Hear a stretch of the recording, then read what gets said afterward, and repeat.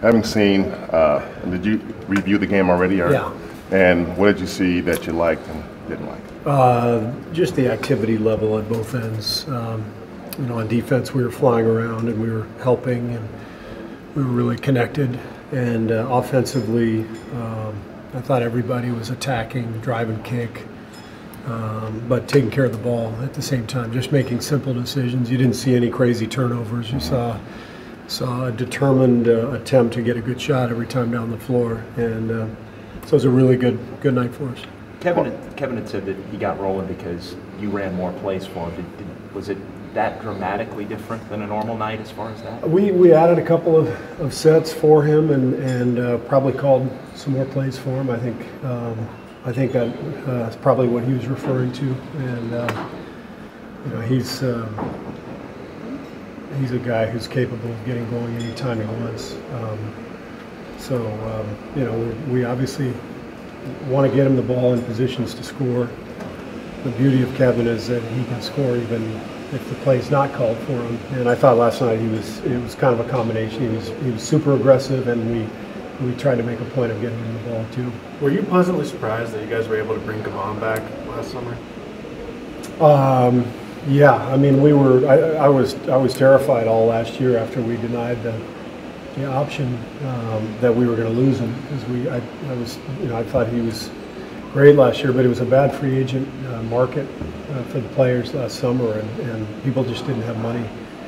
So we got lucky in terms of being able to keep him, and he's turned into such a good player for us, and I'm really hoping that we can keep him long term, and that we can give him the contract he deserves, that he can make some good money, and we can enjoy having him on our team for many years. That's the plan. We've talked a lot about his defense, but what do you think of his offense and his evolution on that side of the ball? I think he's gotten better and better. You can see the confidence growing every game. I don't know what he's shooting in this series, probably about 80% or something. You know, a lot of dunks, a lot of putbacks, but also making that mid-range shot. So he's, you know, this is the best he's played in his career, and it makes sense. It's his fourth year, I think, but the first two were pretty much a wash just because, you know, the injuries. So it's his second year really playing and being part of the rotation, and generally that's when you see a player really blossom, is this, you know, after he's sort of gotten his feet wet, and then, you know, now he can really focus on improving his game every night. How's DeMarcus?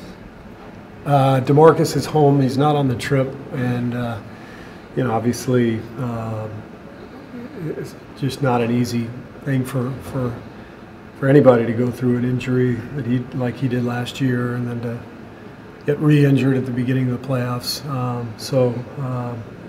It's tough, and we'll see him when we get back, and hopefully he'll be back in the gym with us, and you know, he's somebody we're thinking about and hoping he can make a good recovery quickly.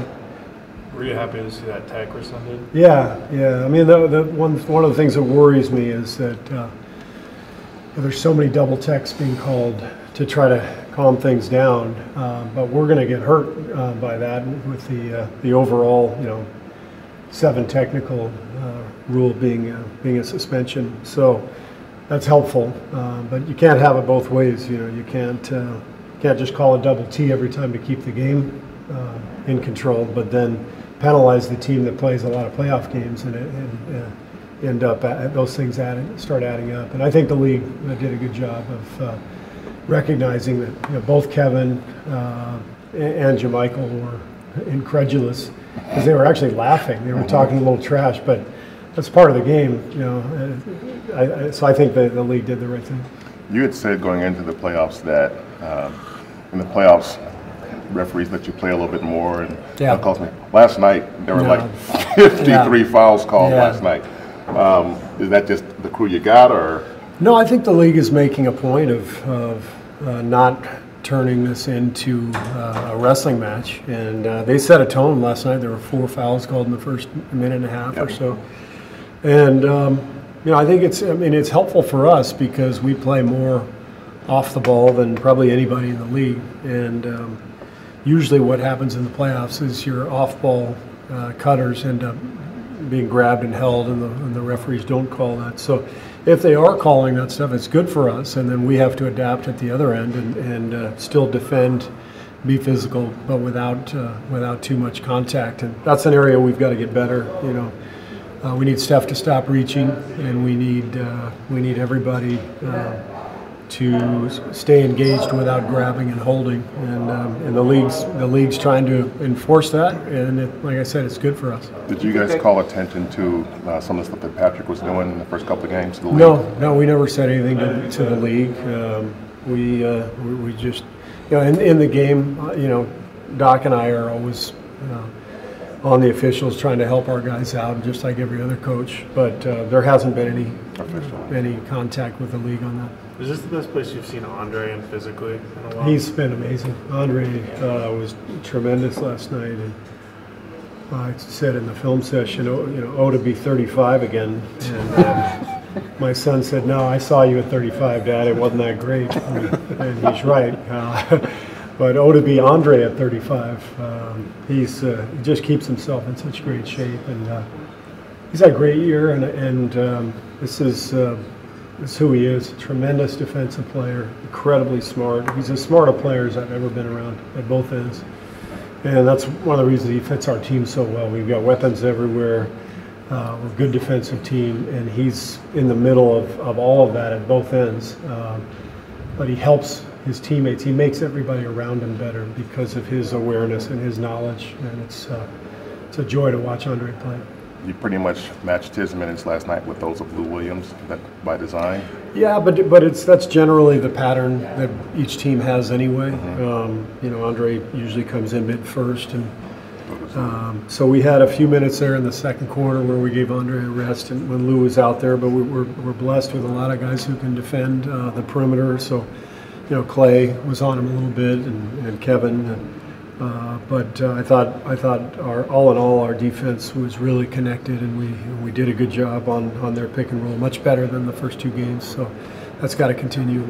You said that Andrew's been good for you guys, but in looking at reviewing things, did he do maybe even more than you thought last night? No, I saw every bit of it last night. I did. I mean, that guy is he's a wizard out on the floor. He sees and feels the game like Andre does, only at the center position, and his voice is so prominent. When you're down on the floor and our team's on defense, you can just hear Bogut barking out commands, barking out signals, letting guys know where they need to be, and so he's like a quarterback out there, and he's just a brilliant basketball player. He knows where to be and understands the angles and knows how to attack. It's fun to coach him. Kevon and Andrew are two guys that don't make a lot of mistakes at this stage of the postseason. How important is it to have guys out there who you just know you can rely on? And they're not going to make a lot of mistakes. It's important to have all your guys, play like that in the playoffs. You can't afford mistakes, egregious mistakes. You're going to make some naturally. The other team's going to force some, but you just want guys to be solid, and particularly guys like Bogut and Looney who are going to be off the ball, and not getting a ton of shots. They need to help the other guys get good looks and then take their shots when they're there, and that's what they're both doing. Excuse me. That it? Okay, thanks guys.